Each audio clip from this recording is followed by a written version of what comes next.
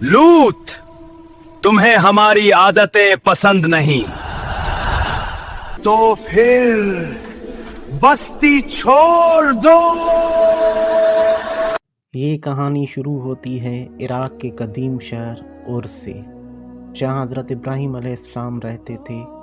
उनके साथ एक बच्चा भी था, साया बनकर चलने वाला, नसीहत से रोशनी पाने वाला और ईमान में पहला कदम रखने वाला, हज़रत लूत अलैहिस्सलाम। बाप बचपन में ही दुनिया छोड़ गया था और चचा इब्राहीम ने बेटे की तरह पाला। ये रिश्ता मामूली नहीं था, ये आने वाले अज़ाब की पूरी दुनिया तक गूंज पैदा करने वाला रिश्ता था।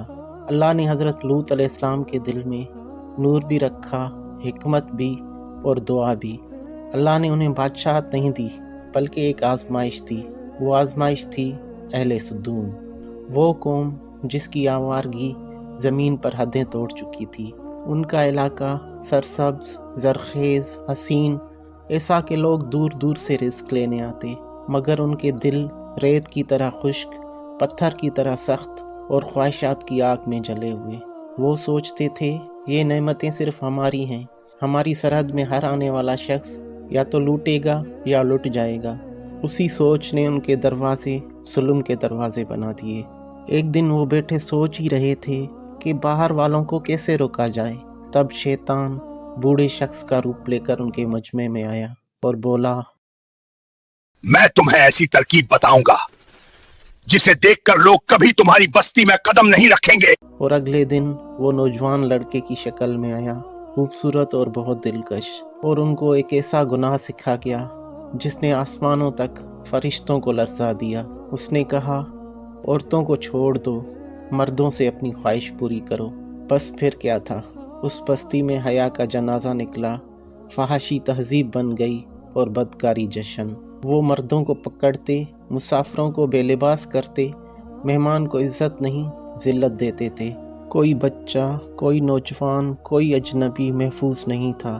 तारीख में पहली बार मर्द मर्दों के साथ बदकारी करने लगे, और सबसे खौफनाक बात, वो उस पर फ़ख्र करते थे। हज़रत लूत अलैहिस्सलाम रुके नहीं, थके नहीं, उन्होंने हिम्मत नहीं हारी। वो कहा करते, ए मेरी कौम, तुम वो गुनाह करते हो जो आज तक किसी कौम ने नहीं किया। अल्लाह से डरो, पाकदामनी अख्तियार करो।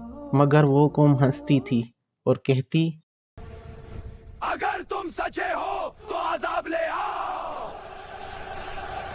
और इसी जुमले ने अल्लाह के अजाब को दावत दे दी। और एक रात अल्लाह का हुक्म आ गया। रात का एक एक लम्हा खामोश मगर फैसला कुन। 3 फरिश्ते जिब्राइल, मीकाइल और इसराफील इंसानी सूरत में हज़रत लूत अलैहिस्सलाम के घर आए। वो नौजवान खूबसूरत, नूर से भरे हुए थे। जब हज़रत लूत अलैहिस्सलाम ने उनको देखा तो उनका दिल डूब गया।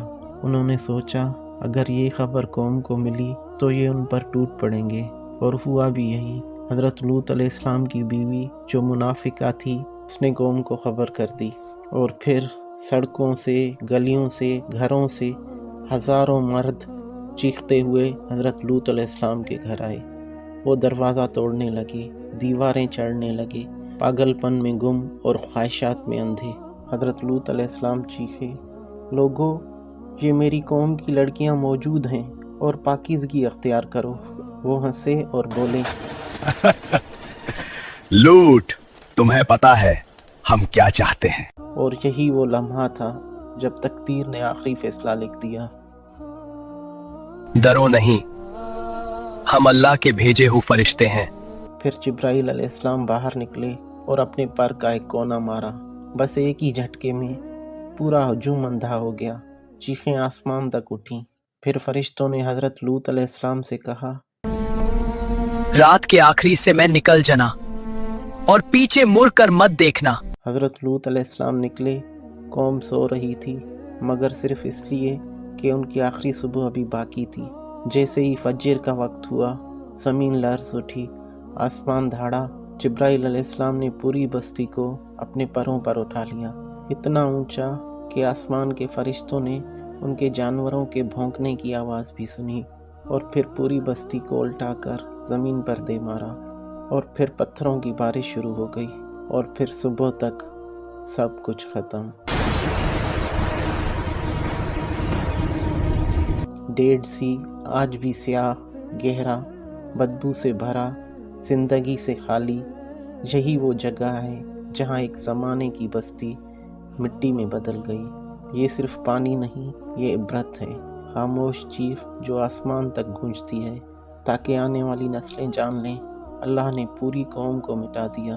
یہ قصہ صرف تاریخ نہیں، یہ ہر انسان کے لیے ایک میسج، ایک وارننگ ہے کہ گناہ کو فیشن نہ سمجھو۔